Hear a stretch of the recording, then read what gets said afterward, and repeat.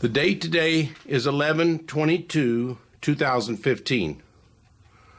We're at Mrs. Wahnsiedler, Lucy Kester Wahnsiedler's house on Outer Lincoln Drive in Evansville, Indiana. And we're going to interview Lucy today. Lucy was a worker at one of our most important factories in Evansville, Indiana during World War II at Hoosier, Cardinal, which supplied products for that plane that's sitting on her lap. That's a book written by Harold Morgan. And you see the P-47. That's a plane that was made in Evansville, Indiana. Evansville, Indiana made over 6,200 P-47s for the war effort. There were over 14,000 made in World War II. 7,000 employees worked at Republic Aviation, Indiana Division, at the old Whirlpool factory on Highway 41. But in addition to the 7,000 employees that worked there were close to 35,000 people that worked to supply that plane. And Lucy's one of those individuals. She worked at one of the many factories that supplied the products for our P-47. And on that diagram there, which she'll point out, the part that she was that took part in constructing, the back part of that plane called the elevator, but she'll explain that to us in just a moment. But we're here to learn about why she came to Evansville and what brought her here, which is symbolic of what happened to many people in the tri-state area during the World War II era. She will talk about why she came here and then a little bit about what her experiences were at the P-47 or Hoosier Cardinal factory. Lucy, go ahead and introduce yourself. Well, I am Lucy Kester Wahnsiedler, and I was born on January the 26th, 1926 in Ridgeway, Illinois. And when I turned 18, I moved to Evansville to get a job in the war effort, and I ended up being a riveter.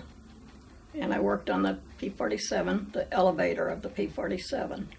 Can you point with that pen where the elevator is on the plane? I'm going to zoom in here just so we can see here. This is the part of the plane that the plane goes in three different directions, but one of the important parts of the plane is pitch. And pitch is what she's pointing at. Point it right at that part there. That's called the elevator, and that helps the plane from its center of gravity go either up or down. So the elevator is one of the three very important parts of a plane that helps with direction. She helped construct those elevators, and the elevators, we made over 6,200 on one side, for one side of the plane, another 6,200 for the other side of the plane in Evansville, Indiana at Hoosier Cardinal. So tell us a little bit about your experiences of how you got hired there. You can put the pen down there, Luce.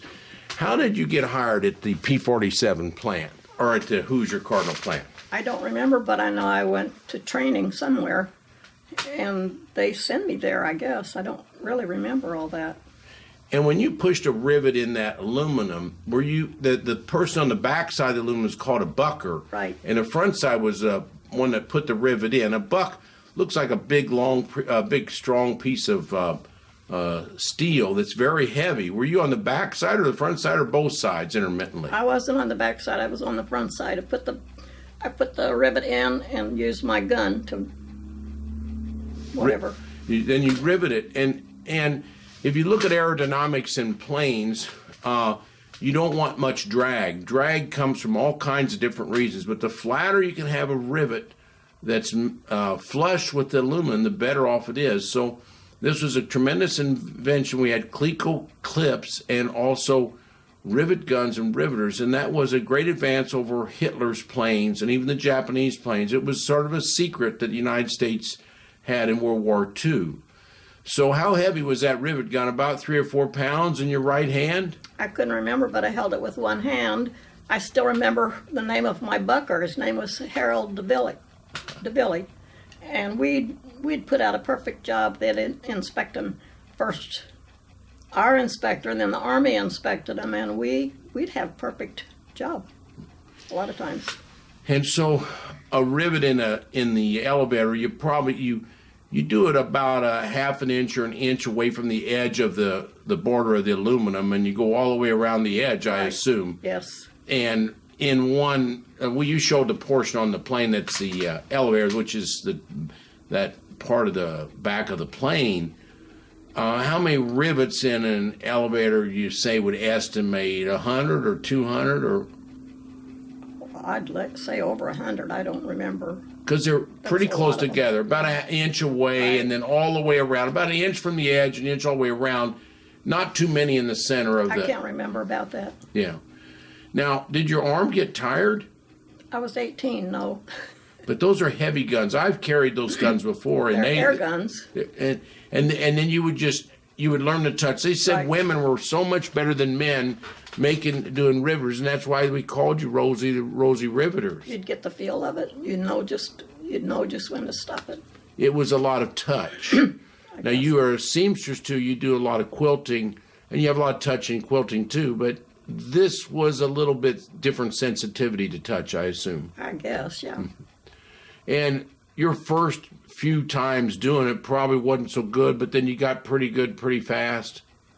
I got pretty good, but I don't remember my first time at all. Yeah, but that's a very important part of the plane. They probably found that you were awful good, or you wouldn't have been on the elevator. The elevator, the rudder, the ailerons, those are the three parts that control the flight of a plane. So you were probably one of the top riveters. You don't know it, but you were probably one of the top riveters, because if one's making a plane, those are three very crucial parts that get a lot more movement than any other part of the plane. So we thank you for your service. Now, you graduated from high school, and then tell us how you found this job. Did you apply? Well, my Aunt Martha she worked there at Hoosier Cardinal, and she got me an interview. And we had a boarding house there. Some people worked at the shipyard, some worked, it's a lot of people there. We all helped. That's where I stayed. And you stayed at a boarding house there. Your aunt was there too? Yes. Yeah, she worked there too. And then you worked there, say, from 42 to 45? I don't remember how long, till the war, till the war ended. And it ended pretty abruptly. Like, we didn't make any more P-47s about August of 45. It ended things about then. Yeah, I can't remember that. When you saw them finish those elevators, what did they do with them? Just put them on a box, or send them to the main Republic Air? I can't remember. They must have took them and put them on a truck and trucked them over there. I don't remember. Can you tell us how much fear you had of Hitler and the Japanese beating us in World War II? Did you have much fear, or did you think we were going to win it the whole time? Well, I think we were all afraid. But, yeah, I knew we'd win. And can you tell us a little bit about Evansville during that time? That's a tremendous influx of people. They say our population increased tremendously. They said as many as 70,000 people were part of the war effort in World War II. So we got people from Kentucky, from southern Indiana, from southern Illinois over here. So what did you do for entertainment, or what did you do to just relieve some of your stress? Oh, we listened to music, and then when I met John, we went dancing to the big band sounds. Who's John? My husband. John Wahnsiedler. Right. Yes. What year did you meet him? Heck, I don't know. When did you get married? In 1946 in February. February, okay. And so you got to be good dancers? Well, I don't know how good, but we did it. Yeah. Now, did you eat? Where did you eat? At your boarding house, or did you cook your own meals? And in the boarding house, did somebody else use your sleeping quarters when you went to work, or you just had one room? I didn't have a room. I don't remember a whole lot. I was upstairs. I remember that. And we all helped. We all ate. We all cooked. How many in the boarding house? About 2? How many in the boarding house? Mm-hmm. Oh, my gosh. Tony Newman. That was his mother. And I don't know. 20 or something, maybe. Right. Not that many. My sister worked there, too, so she was there. And Corrine Walton, I bet there was 5 or 6. But that was very common in Evansville, where people would open up their house, call it a boarding house, because there wasn't enough hotels, there wasn't enough housing, there wasn't enough anything. So some people called them hotbeds because they would, other places, they'd go to the LST factory at night or the Republic Air at night, and then somebody else would sleep in your bed. But that didn't happen there. I don't know if they did. I worked a night shift. Uh-huh. Took a bus out there, and the bus was waiting for us, and then it took me back to Harriet. That was on Mary Street, where I was. And I got off at Harriet and Franklin, and then I walked.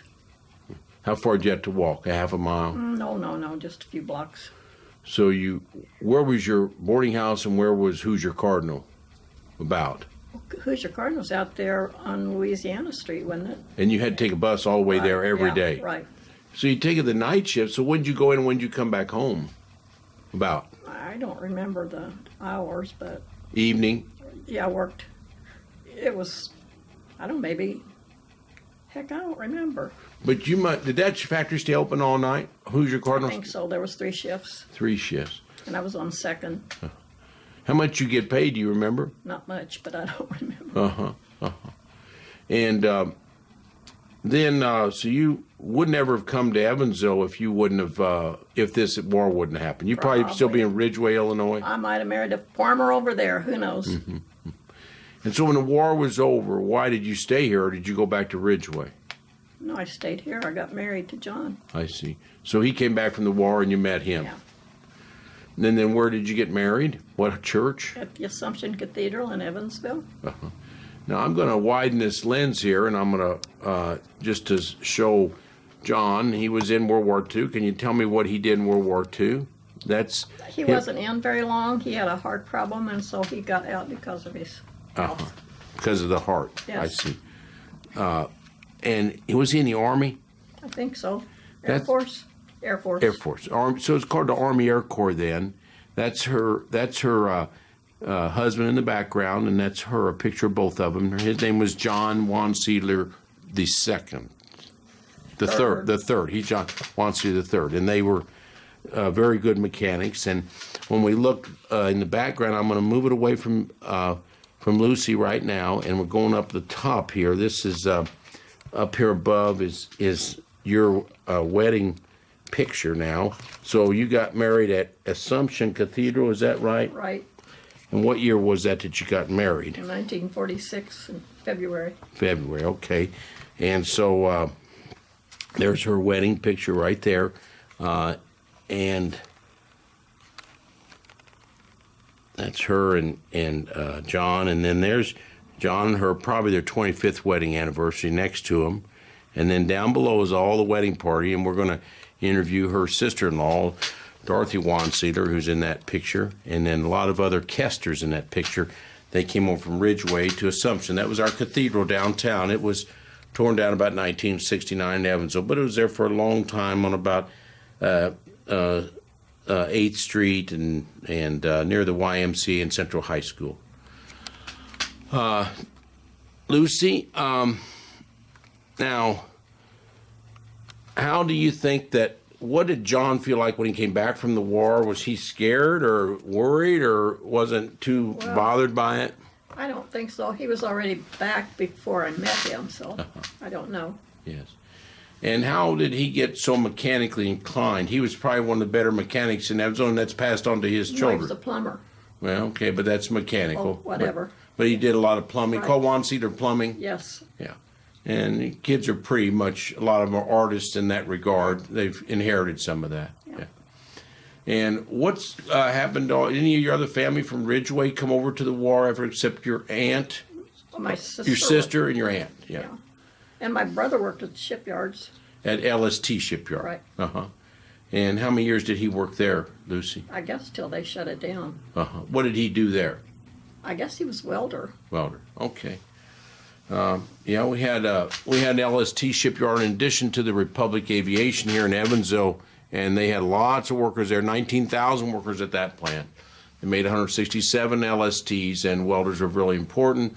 Not a lot of mechanical problems with the LSTs. About 1,100 made in World War II, and they had to tolerate a lot of typhoons and very rough seas. A flat-bottom boat could go down the Ohio River and transport close to 15 Sherman tanks, so very important for Evansville. Dorothy, what do you think the next generation needs to know about World War II, and how you, as a young girl at age 18, went and worked at a plant, and how you didn't think twice about it, and how important it was for you? And if we ever faced anything like that in the future, what would you tell your grandkids or great-grandkids that most important thing for them to do if they get a time of stress like that? You said Dorothy, you meant Lucy. I meant Lucy. Yeah. I get no, Okay. Lucy. That's Sorry, all this is right. Lucy. I get you mixed up. Apologize. Yeah. Well, I really do worry about my grandkids right now, some of them, because of the way things are in the world right now. I worry a lot about that. Well, you're wiser now, and your mother and dad probably worried at that time like you're worrying now. Yeah. And the world's in a lot of disarray, but at that time it was a lot of disarray. World War II, with 3% of the population being killed, probably our biggest historical event that happened in the 20th century, and hopefully the 21st century. But you lived through all kinds of times. You think of that. You saw the airplane, the train, land on the moon, the human genome being discovered. You've seen a lot of everything. So hopefully those kids are going to be all right with all the fears that we have. Wars are terrible things, and we don't want any more. So do you have any other comments for people that maybe listened how you did at Hoosier Cardinal? I was so young, I had fun. I enjoyed it. You didn't realize it was stress. Yeah. Hoosier Cardinal was created by a person named Tom Martin in Evansville, Indiana, and his daughter-in-law is still living in Evansville. But Hoosier Cardinal made a lot. He was one of the creators of plastics, knew a lot about plastics in World War II, and besides what they made on this tail wing with aluminum, they were very big in making the canopies for our P-47s. They became totally a plastic. A lot of bulletproof canopies were made, and plastic for even the B-24s and other planes in World War II. So plastic, Evansville's renowned as, some people call it the plastic capital of the world, but the place that she worked with was owned by a guy named Martin, and Hoosier Cardinal was very instrumental in a lot of our war effort, made many, many products. Evansville got the E Award. The E Award was only given to 3% of factories in the United States for excellence in their work. Evansville got 23 E Awards, 14 different factories, and it was because people like Lucy did a good job. When she talked about riveting and how good a job she did, she took pride in it. She took pride in saying, I did the best I could do, and not just the best, she had an excellent product. She had a good person that was the bucker, and that's the back part of putting a rivet in aluminum. Aluminum's very fragile, it's very thin, and if you have too much pressure, many people didn't pass that job, and they had to take a lot of people off that job because Lucy said, I put the right pressure on it. It's not easy to put the right pressure on a rivet. There are lots of riveters in today's day and age of people making planes, and it's a very delicate job, the right amount of pressure on both by the bucker and the riveter. So we just thank you very much for being what we call a hometown hero, Lucy. Okay. Thank you again.